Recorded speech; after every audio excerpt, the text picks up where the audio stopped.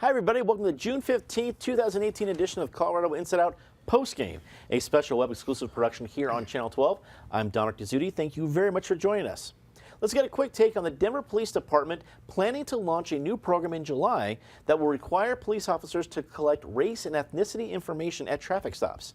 The intent of the program is to increase transparency as well as address cases of racial profiling and bias. The plan will go through a 3-month preliminary phase in a handful of neighborhoods before being evaluated. Patty Calhoun from Westward, this sounds like a program that is an answer to some of the critics of the Denver Police Department about this very issue. Is it being rolled out the right way? Well, some people may remember that 10 years ago we had a very similar program, trial program, where police officers had to give their business cards because there were so many accusations of profiling for these kinds of stops that people who felt they had been profiled could then get the business card, could contact, say, here's what happened to me. So it's good that we are doing this again now. I'm wondering why it took so long to institute this after that first initial trial 10 years ago. But the more information we have on this, the better. It's just like the body cams, the more evidence we have that police are doing right or wrong. It makes the conversation a lot clearer. David Kopel from the Independence Institute and DU Law School. Does a program like this need such a small tryout period before it can be evaluated? Can it be rolled out a little bit bigger than just a handful of neighborhoods? No, I think it should be started and looked at carefully. One thing I don't understand about how it's going to be done is exactly how the police officer is going to do the identification. Race is a human construct about human variability in lots of spectrums, and obviously there's some guys say, oh yeah, he's definitely black, he's definitely white, but what are they? One person's got kind of brown skin. Which race are you going to peg them in? Are you going to ask them about it? And then on Hispanic, there's if that's what they mean by ethnicity, well, Hispanics look all kinds of different ways in all kinds of different races. So are we going to have police asking drivers, oh, now that I've got the speeding ticket, are you Hispanic or not? Which would seem to raise distrust or community concerns about the police. I wouldn't want police officers asking that kind of question of folks. And in terms of how they're going to be guessing, I'm not sure how accurate those guesses will always be. Penfield Tate, attorney at QTech Rock, also a longtime state lawmaker. What do you make of the rollout, the announcement, and its hopeful effectiveness? I think the intent is good to increase transparency in these traffic stops.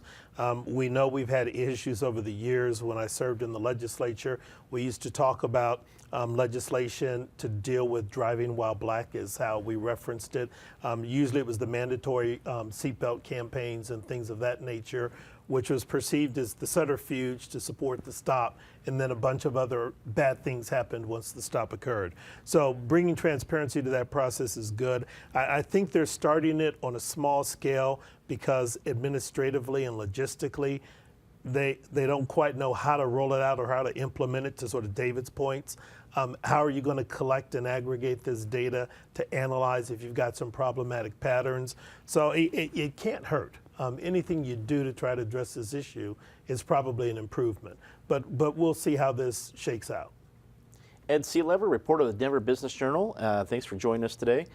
What do you make of the rollout and, I guess, the expectations that the city should have or the citizens should have from a program like this? Well, I think there's a lot of questions around this, and they're neither good nor bad. I mean, they're kind of a little bit of both. I think the questions are around the decision-making that's going to be going into stops in the future. Is this going to stop some police who might be predisposed to stopping a Hispanic or an African-American motorist? If so, that's a good thing. That makes them challenge their predispositions and maybe not make that stop that was racial based. On the other hand, is this going to stop some police officers from making stops, period? Are we going to see a drastic reduction in the number of stops because police don't want to be pegged as being the guy or the woman who is stopping minorities. And if you see a reduction in that across the board, what effect is that going to have on public safety? Look, this is clearly needing to be done to change the perceptions of the Denver Police Department's interactions with the Black and Hispanic communities. I think that's the other question, though. No matter what comes out of this, is it really going to change the perceptions? Are the statistics that you get from a 34-point sheet that you're going to be filling out a computer really going to make people say, oh, yeah, they're fair across the board now? I still think there's a lot of questions around this. A lot of questions indeed. That's all the time we have for CIO Postgame this week. Leave us a comment. Tell us what you think. For everyone here at CPT12.org, I'm Dominic Dezzutti. Thanks for watching.